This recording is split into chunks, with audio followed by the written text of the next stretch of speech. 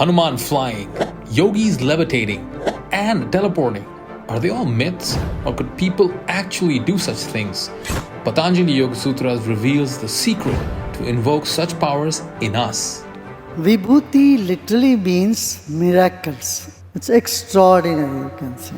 So these extraordinary abilities in you can be invoked by doing Sanyama. This is what we have been seeing. And doing Sanyama on different aspects will give different results, and there are a number of them. There is no dearth of miracle in the path of a sadhak. By Sanyama, on the content of one's mind, comes the knowledge of others' mind.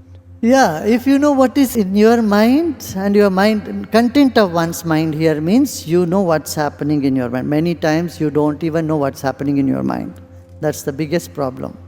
You have judgment about everybody else. And you have your own self-image. And you are stuck with your self-image and your judgment about others. You will have no chance to know others' mind. But when the mind becomes hollow and empty, becomes like a mirror, you reflect whatever is in others' mind also. Pratyasya parachitta jnanam.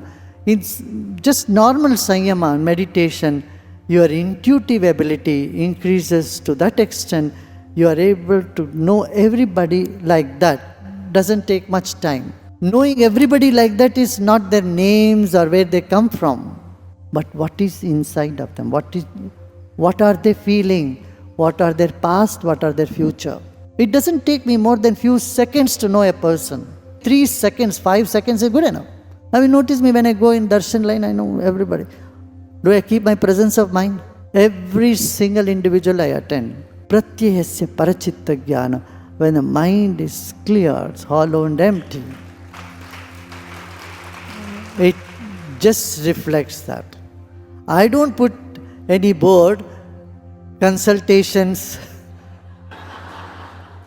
ask me your questions, 3 questions. No. But why everyone comes to me with questions and ideas? What makes anyone to think that I have answer for those questions? People from around the world come to me with questions and what makes them think?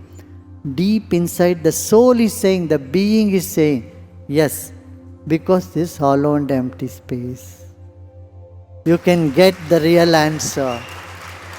Pratyasya parachitta jnanam. Through the direct perception of the latent impressions comes a knowledge of previous births. Previous incarnation has left some impressions in you.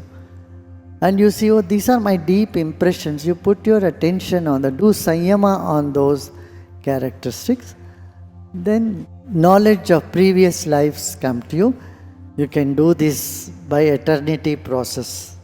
You lie down and someone guide you through it. You start seeing it. You start realizing, because only those deep impressions from the past will start coming up to the surface in eternity process. These are the sanskaras, those past impression of different characteristics come up in mind, and you hold on too much to it, then you are stuck there. But if you do Sanyama on that, the real knowledge comes, not just delusion. When you do Sanyama on the body and the luminosity of the body, then you don't feel the body is there. And it is said the others can also miss seeing you. Disappearance. These are different Siddhis which comes over a long time of practice. Your light form, your subtle form can appear in many places or cannot appear in any place. These things are possible. Your presence can be felt far and wide. That is possible. Because mind is, your consciousness is nothing but wave function. It's energy. So you have multiple dimensions and multiple roles to play in that. Byproducts of Samadhi, you can foresee You can even fix the time of your death. Yogi has that capacity to do. At will can leave the body. These are possibilities. I get the idea, okay, this time, this moment, I'm going to leave the body. You tell people. It's a very common thing here in India. Many people have done that. Even many simple household people have said, I'm going to die at this time, and we invited everybody. And then they departed. By Sanyama on friendliness and other attitudes, there comes great strength of that attitude. Maitri, Karuna, Mudita, these are the qualities. Friendliness, compassion, happiness, doing Sanyama on those things, you become strong. That brings you inner strength. By practice of Sanyama on the sun, the knowledge of the physical universe is gained. Here, right nadi is Surya nadi. When you do Sanyama on the right nadi, that is Surya, you understand the truth and the non-truth. Bhuvana Jnanam, you understand the knowledge of the world. And Chandra Sanyama, doing Sanyama on Chandrama, on the left nostril, Tara Vyuha Jnanam, you know the movement of the stars. See, in those days, without any high-powered telescopes or instruments, sophisticated instruments, people could, to the precision, say the movement of Saturn, the movement of sun, moon, planets, and the stars in the sky. Even till today, the timing, the eclipses, the calculation of the celestial bodies and their movement is perfect.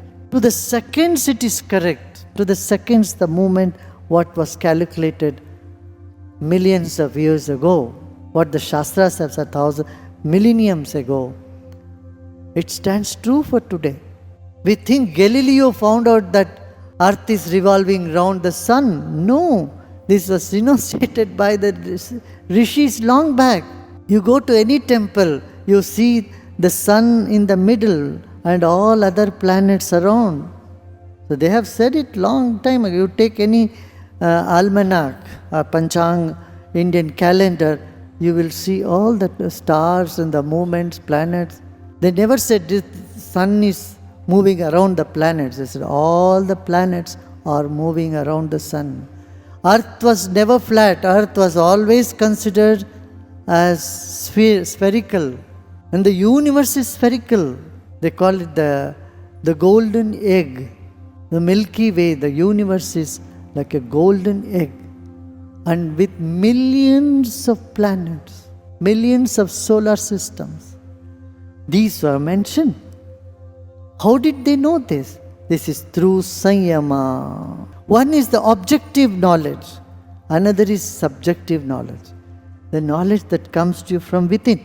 Pole star is that which is not moving. That's why it's called pole star. It's a reference star. Sanyama on the pole star, you know the movement of the planets. Murda Jyotishi Siddha Darshanam. And Murda means this one, top of the head.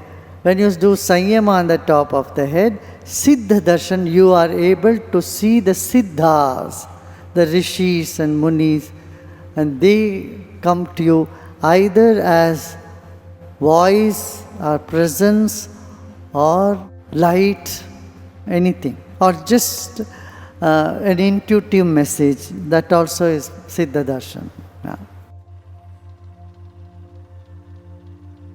Name and form are connected. If name and form are not connected, you cannot understand anything. I say banana and the form of banana appears in your head. Now I say parrot, parrot makes a particular sound. When the water falls, there is a sound. So the name, form and the sound, the character of it is all connected. And when you do Sanyama on this, Sarva Bhuta Rita Jnanam, you understand what the animals are saying, what the birds are saying, not just human being, but all other beings on the planet. These subtle visions, subtle messages, connection to the subtle world, these are called Siddhis. But they are an obstacle for Samadhi. When you come out of Samadhi, these are Siddhis. But these experiences, when you want to go deeper into Samadhi, they become an obstacle. Samadhi is getting into the nothingness, to the emptiness. But in the subtle, if you close your eyes and then you are seeing all these different divine beings, you are having all fun, and you are lost in the Disney world of inside experiences, and it is difficult for you to get out of it. As difficult it is for you to get out of this external sensory perception, it is even 10 times more difficult to get out of that inner perception.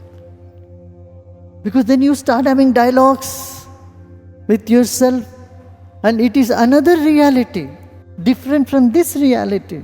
Samadhi is getting out of this different, this sensory perceptual arena to the summum bonum of creation, the core power of the being.